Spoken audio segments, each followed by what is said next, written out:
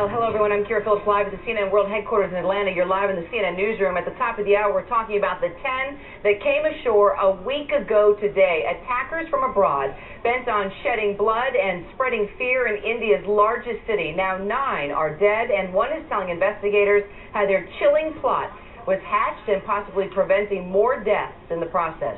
CNN's Nick Robertson is following the trail of terror in Mumbai.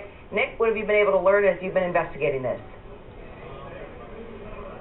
Well, Kira, the gunman who's in the police custody at the moment has told them that he had 1.5 years of training with this outlawed terror group inside Pakistan, that he went to different training camps. He went to a training camp in Kashmir and in other areas, and there he went to specific classes specializing in handguns, automatic weapons, survival training, explosives, nautical training. But in the last 3 months of that training, he's told the police here in Mumbai, he and the other gunmen had very specialized training. They were shown photographs of the targets that they would go to. They were given code names. They split into their separate teams. Each team didn't know what the other team was learning. 2 gunmen, he was assigned with one other gunman, and they were shown pictures of the railway station, the hospital, and other targets they were to go to. They were shown the doors leading in and out of the buildings, told exactly how and where they should move through these buildings, what to expect to see.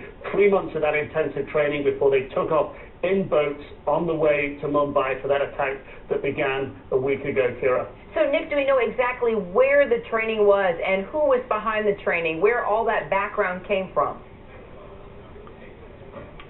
Well, we're told that it was ex-army officers that were giving the training, ex-military officers that were giving the training. Some of the training was being done at a training camp in Islamabad, a Pakistani city in the Kashmir part of Pakistan, a contested region with India, and other camps in that area.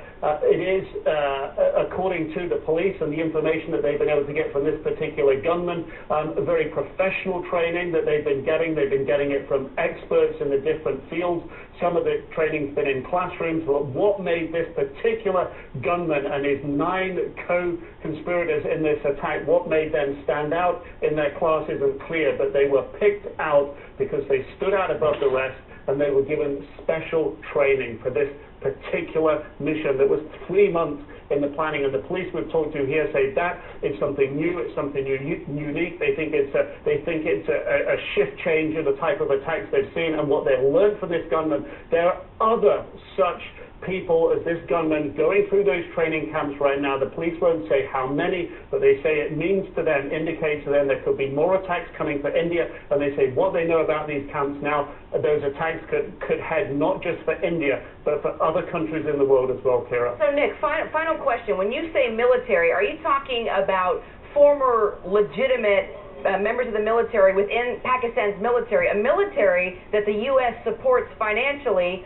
turning to terrorist training?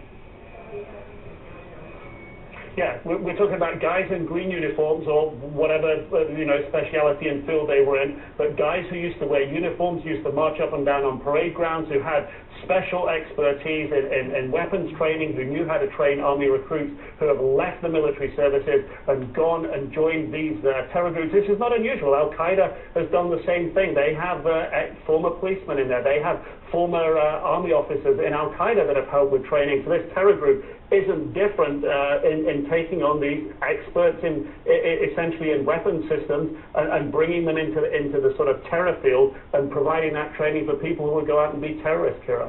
Nick Robertson investigating the attacks in Mumbai. Nick, thank you.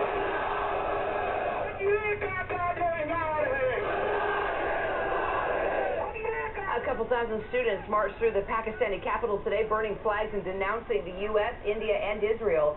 The U.S. Secretary of State is due in Islamabad tomorrow, and today in New Delhi, Condoleezza Rice insisted that Pakistan act with transparency and urgency to help get to the bottom of the Mumbai massacre. Now, later in the newsroom, CNN's Robin